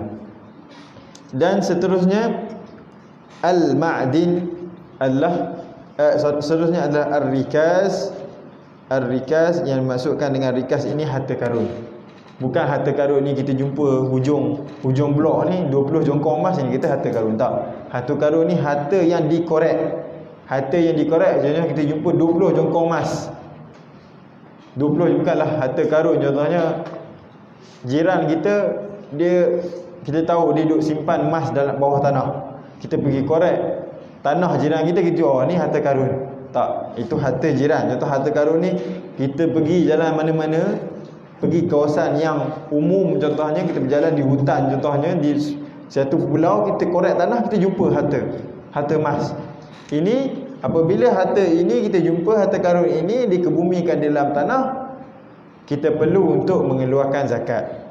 Harta rikas ini, harta emas ini, perlunya untuk kita keluar zakat perlu hanya apabila kita jumpa harta tersebut, bila cukup nisabnya, iaitu sebanyak 14,670 ini cukup nisabnya, perlulah untuk kita keluarkan 20%. Kita keluarkan 20% daripada harga emas tersebut, daripada emas dan perak yang kita jumpa. Kalau tengok zakat tadi, kalau tengok zakat emas dan perak 25%. Akan tapi zakat rikas ini 20% daripada harta yang kita jumpa, iaitu khumus, 1/5 daripada harta yang kita jumpa, iaitu 1/5, iaitu 20%. Yang seterusnya adalah al-ma'din. Apakah yang dimaksud dengan al-ma'din?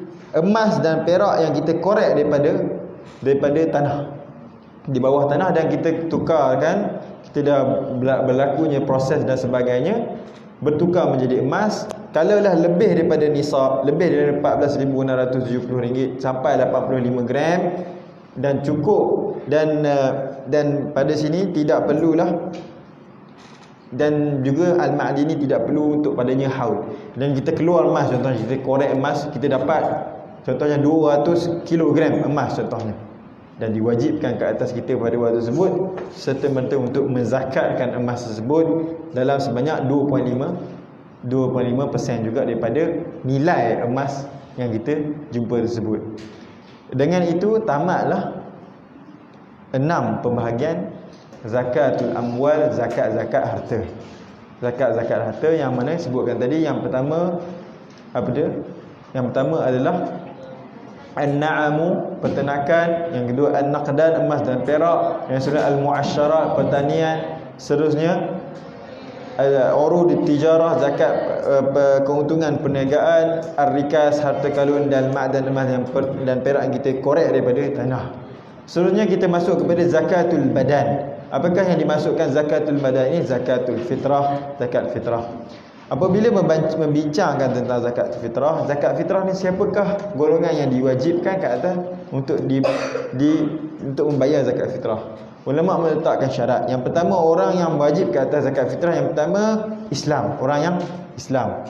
Yang kedua, idraku ghurubi akhir yaumin min Ramadan, dia hidup pada malam terakhir pada Ramadan tersebut. Contohnya tahun ni puasa 29 hari.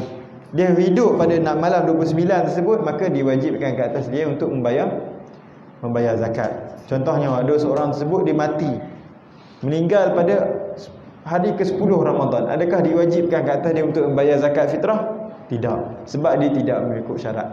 Kalaulah dia mati, contohnya orang Allahu Akbar azan buka puasa, esok raya meninggal, mati malam raya contohnya, diwajibkan ke atas dia untuk membayar zakat fitrah. Sebab ada dua syarat. Yang pertama Islam, yang kedua idraku akhiri yaumi Ramadan, disempat dengan pada malam akhir Ramadan. Berapakah nilai, berapakah kita kena bayar zakat fitrah ini? Disebutkan sini kita perlu untuk dalam bahasa Syafi'i kita membayar qutul balad. Satu sa' ni satu jenis timbangan yang ada yang berdasarkan qutul balad, iaitu makanan asasi di satu negara. Kalau kita duduk Eropah, kita bayar dengan potato. Kalau kita duduk di negara-negara, kita bayar dengan gandum dan sebagainya. Dan dibolehkan menggunakan mazhab Hanafi untuk kita bayar dengan menggunakan duit. Sekarang ni zakat fitrah kalau tak silap saya dalam RM7 di seluruh negeri. Untuk memudahkan, kadang-kadang manusia dia memerlukan duit lebih daripada beras dan sebagainya, dan menyebabkan dia terpaksa untuk menjualkan beras dan sebagainya. Iaitu kalaulah sebaiknya untuk mengikut mazhab Syafi'i kita bayarkan dengan beras, iaitu dengan beras lebih kurang dalam 2.6 kilogram beras. Kita bayarkan zakat fitrah lebih kurang dalam 2.6 kilogram beras. Dan perbahasan yang seterusnya, siapakah yang perlu untuk membayar zakat fitrah? Dibayar, yang perlu untuk membayar zakat fitrah ke atas diri kita. Kita, setiap manusia yang bergelar Islam, tak kisahlah kecil ataupun besar, diwajibkan ke atas mereka untuk membayar zakat fitrah. Budak kecil dibayarkan ke atas ayahnya. Adakah kita dah umur 18 tahun, berumur 20 tahun, berumur 23 tahun, adakah kita mengaji di luar negara, ayah ada di Malaysia, adakah perlu untuk membayar zakat ke atas kita? Zakat fitrah ini diwajibkan ke atas orang yang diwajibkan ke atasnya nafkah. Kita anak berumur 19 tahun, anak lelaki berumur 19 tahun, sudah secara syaraknya ayah tidak perlu untuk menafkahkan ke atas mereka. Sekarang ni kita umur 18 tahun, pergi kolej minta duit ke ayah lagi. Minta duit ke ayah untuk tambah 500 tak cukup, tambah lagi 700. Tak malu untuk minta duit ke mak ayah. Sepatutnya dalam syarak, kalau mak ayah kita sudah tak nak mahu memberi nafkah kepada kita, tidak. Sudah bila dah cukup umur baligh dalam Islam, tidak perlu untuk mak ayah untuk memberi nafkah ke atas kita.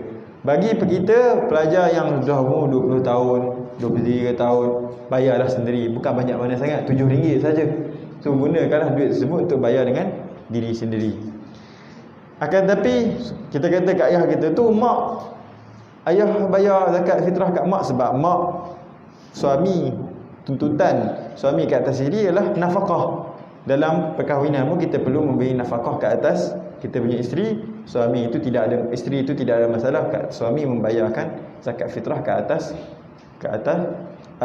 isterinya. Begitu juga mak dan ayah kita. Contoh mak ayah kita miskin, kita diwajibkan ke atas kita untuk membayar zakat fitrah ke atas mak ayah kita, sebab kita diwajibkan. Kalau mak ayah kita tak ada duit, kita menafkahkan ke atas mak dan ayah kita. Sebelum kita mengakhiri pembahasan yang berkenaan dengan zakat ini, mungkin agak panjang. Apabila kita dah tahu zakat ini terbagi pada dua, sama zakatul amwal, zakat berbentuk harta, dan zakat berbentuk al-badan, iaitu zakat fitrah.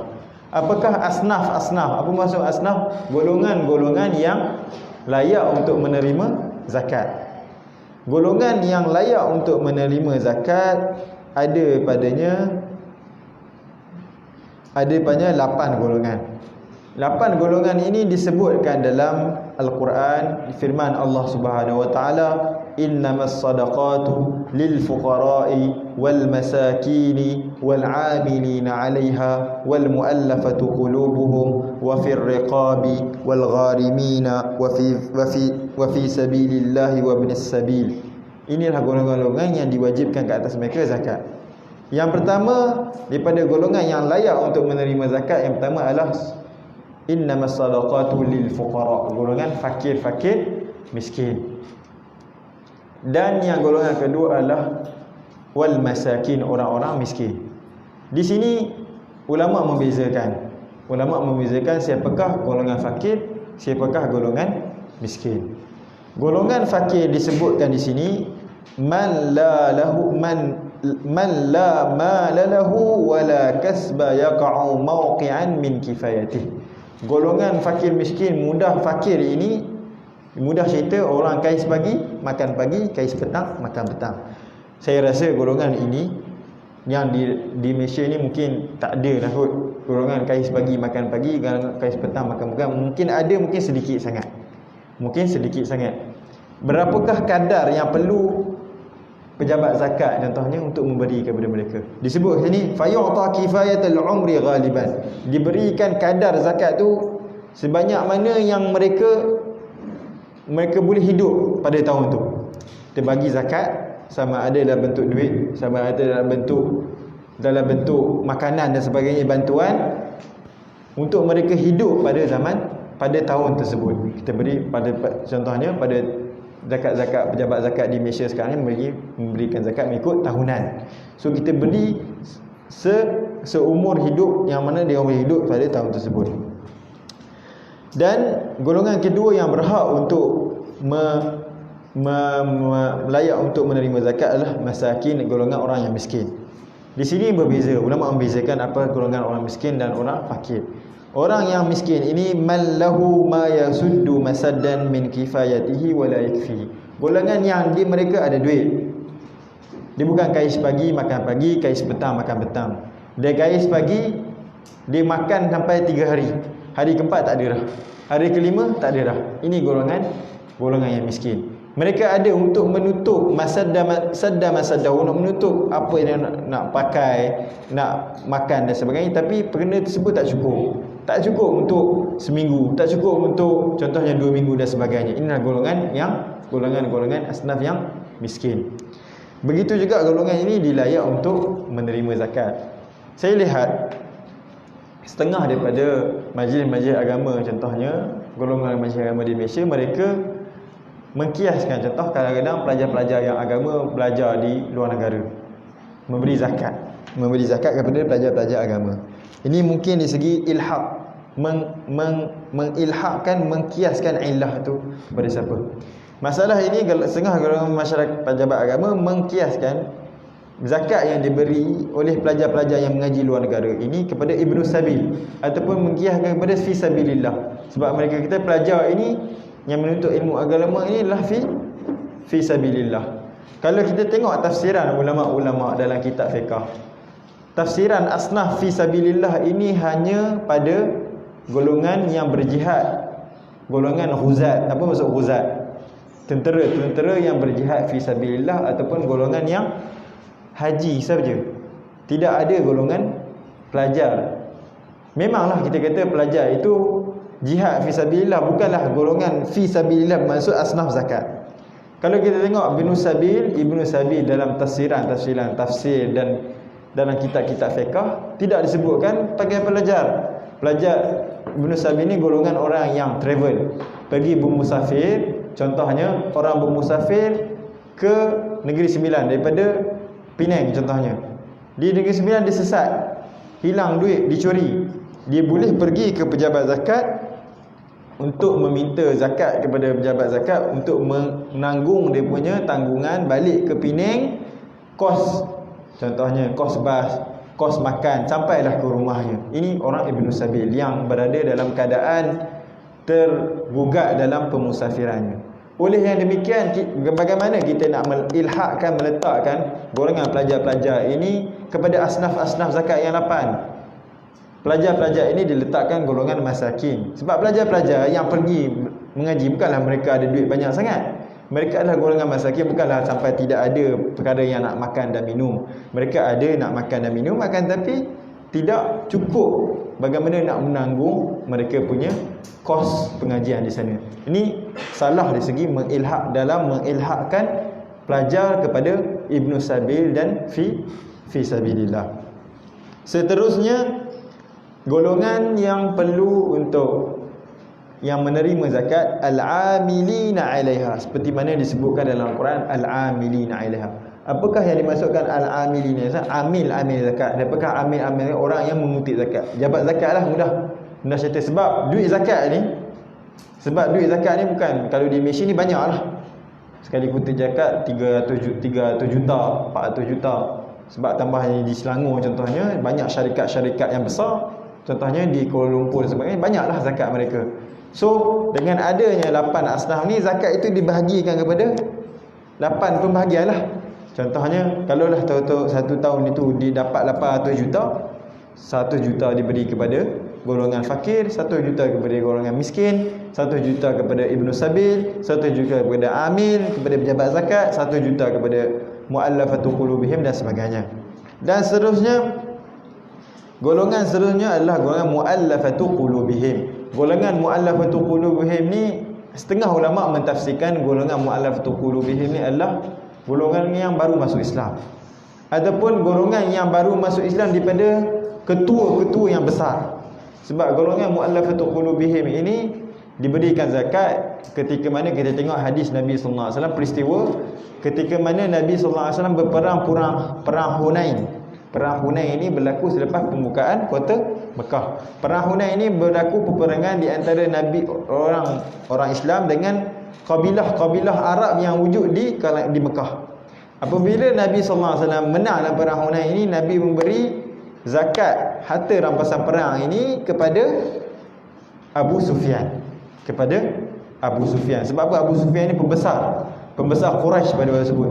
Sebab dia masuk Islam takutkan dia punya tahta untuk jatuh. Oleh yang demikian, daripada dia kena bunuh dan kena dibuang negeri, hilang harta, dia masuk Islam dan Nabi bagi harta tersebut, zakat tersebut kepada golongan mu'allafatul qulubihim, supaya apabila dia masuk Islam, pengikut-pengikut dia pun masuk Islam. Ini adalah salah satu daripada asnaf zakat yang boleh untuk mendapatkan zakat. Dan seterusnya asnaf yang lain, ar-riqab. Apakah yang masukkan ar-riqab di sini adalah hamba. Hamba kat sini bukanlah hamba saja-saja hamba. Sebab dalam Islam kita ada banyak jenis hamba. Hamba, sebab apa berlakunya perhambaan di dalam Islam? Berlakunya perhambaan, salah satu sebab berlakunya perhambaan dalam Islam adalah riba. Seperti mana yang kita tahu, di kota Mekah dulu, pembesar-pembesar Mekah ini adalah golongan-golongan pembesar. Mereka ada banyak duit. Apabila mereka ada banyak duit, mereka meminjamkan duit mereka kepada golongan-golongan yang memerlukan duit. Apabila mereka meminjamkan kepada golongan-golongan memerlukan duit ini, mereka buat riba. Riba di sini dipanggil sebagai ribaun nasi'ah ataupun riba jahiliyah. Riba jahiliyah macam mana? Riba bank sekarang lah. Kita bayar, dipinjamkan 100, kita kata esok bayar 150. Kalau tak bayar 150, naik 200. Pembesar-pembesar Quraisy apabila golongan yang tidak mampu untuk membayarkan riba ini, last sekali mereka tidak ada duit untuk bayar benda tersebut. Last sekali jadi apa? Mereka akan menggadaikan jiwa mereka menjadi hamba. Sebab Islam datang untuk membebaskan hamba. Setiap di antara kafarah atau salah satunya membebaskan hamba, sampailah hukum-hukum hamba tidak ada lagi. Hukum ada, masih hamba-hamba masih lagi tidak ada di atas muka bumi sekarang. Di sini di antara golongan hamba, di antara jenis hamba adalah hamba yang sepenuhnya kepada Tuhan. Ada setengah di antara hamba, cara hamba untuk menjadi merdeka dalam saqafah, dalam culture Arab dahulu adalah mukatabah, dipanggil sebagai mukatabah. Apakah yang dimaksudkan dengan mukatabah ini? Hamba mukatabah ini, contohnya seorang hamba dia nak merdeka, dia kata kepada tuannya, wahai tuan, aku nak merdeka, jadi aku nak buat mukatabah. Apakah maksud mukatabah? Maksudnya tuan dia kata, engkau niagakan barang aku dan dapatkan 1 juta. 1 juta dinar. 1 juta dinar itu adalah kemerdekaan kau. Ini maksud mukatabah. Dia menulis. Maksud menulis ni maksudnya dia menulis dengan kontrak dengan tuannya. Apabila dia dapat 1 juta, dia akan mendapat kemerdekaannya. Hamba ini layak untuk mendapatkan ar-riqab. Golongan hamba layak untuk meminta daripada Baitul Mal, iaitu pusat zakat, untuk memerdekakan diri. Contohnya di mukatabah dia dapatlah contohnya 900,000 ringgit, 900 dinar, 900,000 dinar.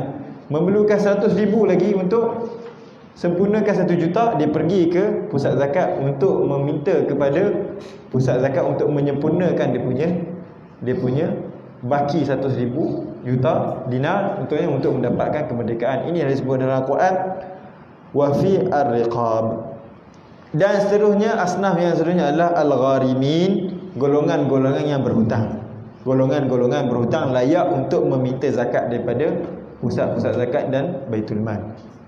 Di sini ulama menyebutkan bukan semua orang berhutang dapat untuk meminta zakat.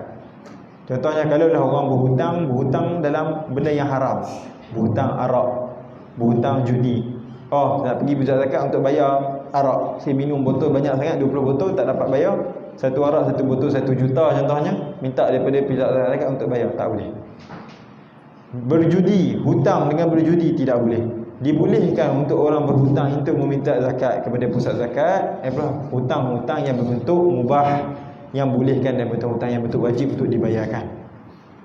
Seterusnya, sabilullah, fi sabilillah adalah dalam jalan Allah disebut di sini al-ghuzatul mutatawwi'ah, orang-orang yang berperang di jalan Allah Subhanahu wa taala, tentera-tentera yang berperang di jalan Allah Subhanahu wa taala yang mutatawwi'ah.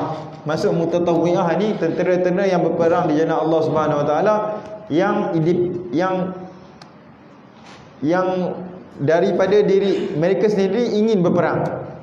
Kalaulah tentera-tentera, contohlah ada berlaku peperangan di antara dua negara, di antara Islam dan kafir contohnya. Tentera-tentera yang dibayar gaji adalah ghuzat juga, orang yang berperang di jalan Allah Subhanahu wa taala. Akan tetapi mereka dibayar gaji oleh kerajaan contohnya, dibayar gaji oleh negara. Mereka tidak boleh untuk mendapatkan zakat. Ini maksud al-ghuzatu fi sabilillah al-mutatawwi'in, yang sukarela. Orang tentera yang sukarela berjihad di sabilillah, mereka layak untuk mendapatkan zakat. Dan tafsiran yang kedua fi sabilillah adalah golongan-golongan yang pergi haji, yang contohnya mereka ada duit untuk safar, untuk pergi haji, tapi hotel contohnya, nak pergi haji contohnya tak ada makanan, apa yang nak makan di sana, diboleh untuk minta zakat daripada pusat zakat.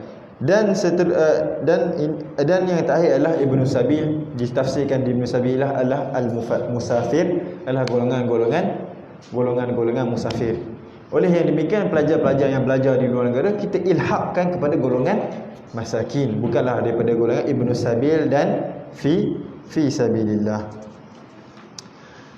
Mungkin kita masuk sedikit. Dengan itu tamatlah perbahasan berkenaan dengan zakat. Kita masuk sikit sebelum kita mengakhiri kelas ni dengan kitab yang menerangkan dengan puasa.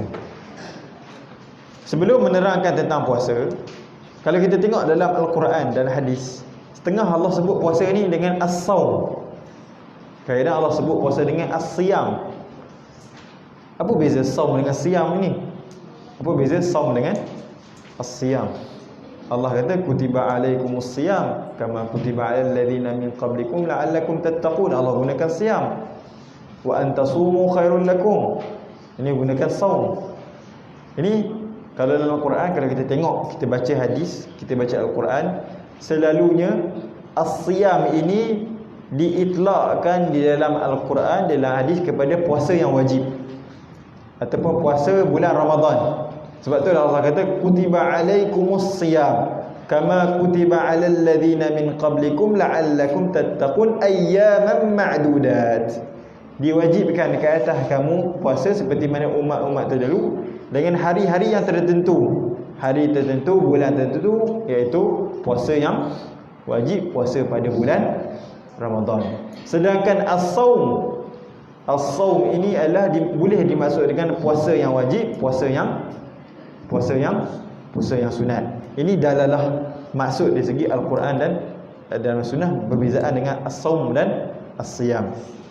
Kita baca sama-sama sikit, kita masuk satu bab. Faslun yajibu sawmu ramadana bi ahadi umurin khamsah.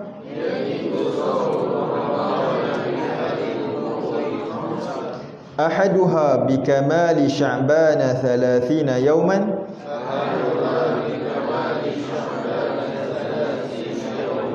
wa thaniha bi ru'yatil hilali fi haqqi man ra'ahu wa in kana fasiqan,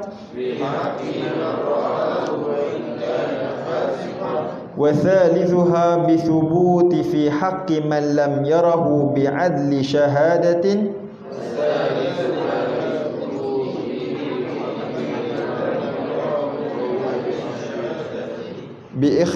ورابعها بإخبار عدل رواية موثوق به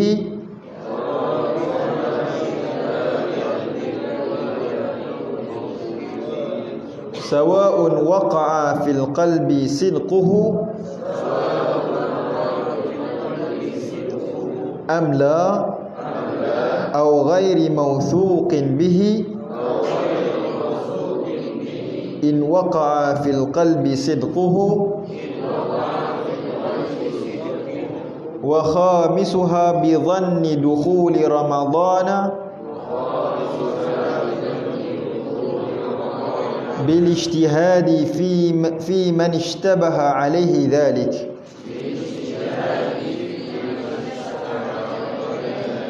Perbahasan ini menerangkan tentang puasa di bulan Ramadan. Puasa di bulan Ramadan sebut sini yajibu sauma, diwajibkan puasa di bulan Ramadan dengan 5 perkara.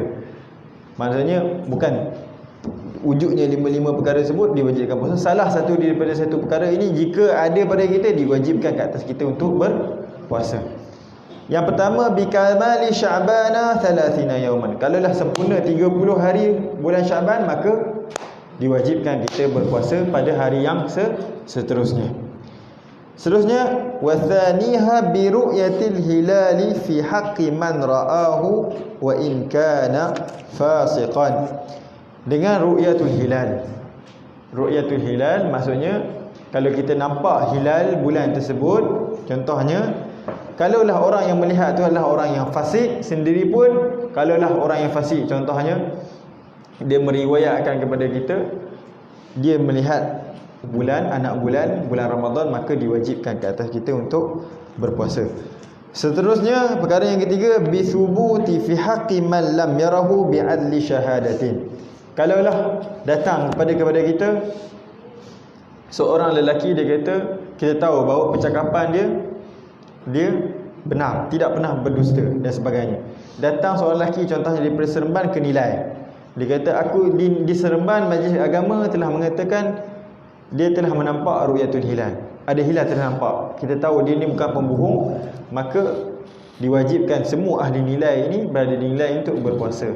Tapi sekarang ni dah ada Facebook, dah ada alat telekomunikasi dan tidak ada masalah. Pada zaman dahulu macam mana kita nak tahu bahawa puasa ke tak? Sebab tempat untuk melihat bulan ini tak semua tempat boleh melihat bulan. Ada setengah tempat saja yang boleh untuk melihat anak bulan. Oleh ini, kalaulah datang seorang yang adil, yang tidak pernah berbohong, yang dia punya adil, maka diberitahu bahawa esok telah menampak anak bulan, maka kita diwajibkan ke atas kita untuk berpuasa.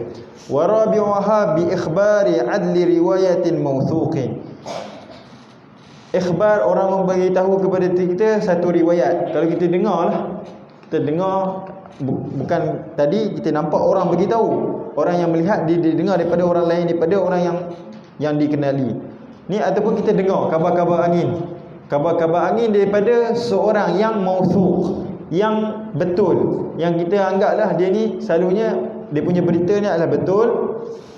Sawa'un waqa'a fil qalbi sidquhu am la, sana aja kita betul-betul percaya ataupun tidak. Aw ghairi mauthuqin, ataupun kita tak percaya kabar angin tersebut. In waqa'a fil qalbi sidquhu, kalaulah kita tak, tapi kadang-kadang kita orang tu tidak dipercayakan, tapi kita rasa dengan kabar ni kita rasa yakin memang esok ni puasa, maka diwajibkan ke atas kita untuk berpuasa. Dan sebab yang kelima bi dhanni dukhuli Ramadan, kita zan, maksud zan ni 70% kita masuk, kita 70% kita yakin bahawa esok Ramadan, diwajibkan ke atas kita untuk berpuasa. Contoh kita seorang ni ahli ni dia ada ilmu berkenaan dengan tengok anak bulan. Di satu kampung dia seorang saja melihat anak bulan. Orang lain di kampung tersebut tidak melihat anak bulan. Dia yakin bahawa itu adalah anak bulan dengan ilmunya, dengan ilmu falak yang dia pelajari. Maka diwajibkan ke atasnya, contohnya dalam kampung tersebut dia ada lajnah yang menetapkan anak bulan. Lajnah mengatakan esok tak puasa, dan dia melihat dia melihat Ali ni melihat esok dengan ilmunya falak yang dia ada, dia kata esok puasa. Maka diwajibkan ke atasnya berpuasa bukan diwajibkan ke atas orang yang ni, sebab dia zon. Sebab dia zon, dia mengetahui bahawa itu adalah puasa. Sebab dalam Islam ini, setiap perkara di dalam Islam adalah perkara yang banyak berlaku dengan zon, bukan benda yang qat'i. Maksud benda qat'i, tidak ada qat'i ni benda yang tidak ada yang mana yang sah-sah benar-benar. Contoh perkara yang zon, banyak perkara benda yang zon. Bila perkara yang zon, kita akan mengambil benda yang dekat dengannya. Bila kita dah zon masuk bulan puasa, 70% masuk bulan puasa, maka hukum ke atas kita berpuasa lah. Contoh benda yang zon lagi, contoh kita solat. Apabila kita solat, kita syak, kita zon, ataupun kita syak di antara dua benda. Kita solat 2 rakaat ke 3 rakaat. So apa yang kita buat? Apakah hukum? Berapakah bilangan yang kita akan solat? Kita akan tambah lagi 2. Contohnya kita solat Zuhur 4 rakaat. Kita solat Zuhur adalah kita solat 4 rakaat. Kalau kita syak, kita solat 2, kita dah solat 2 ataupun 3 rakaat, kita nak tambah lagi berapa rakaat dalam rakaat 2 ataupun 3? Kita akan tambah 2 rakaat. Kita tak akan tambah 1 rakaat kalau kita syak 3 ataupun 2. Sebab 2 tu dah benar-benar solat. 3 tu kita tak pasti sama ada kita solat ataupun tidak. Sebab itulah perkara yang dalam agama ni diilhaqkan, ditampalkan dengan perkara-perkara yang dengan zon. Sebab benda yang 2 rakaat itu sudah kita zon, kita dah solat. Benda yang ketiga rakaat tak pasti lagi sama ada kita solat ataupun tidak. Begitu juga dengan masalah bi dhanni dukhuli Ramadan dengan ijtihad. Mungkin setakat itu saja untuk malam ini. Kita mangguh majlis kita dengan tasbih kafarah wa suratul asr. Subhanakallahumma wa bihamdik asyhadu an la ilaha illa anta astaghfiruka wa atubu ilaik. Bismillahirrahmanirrahim. Wal 'asr innal insana lafi khusr illa alladhina amanu wa 'amilus solihat wa tawassaw bil haqq wa tawassaw bis sabr. Wallahu a'lam bis shawab.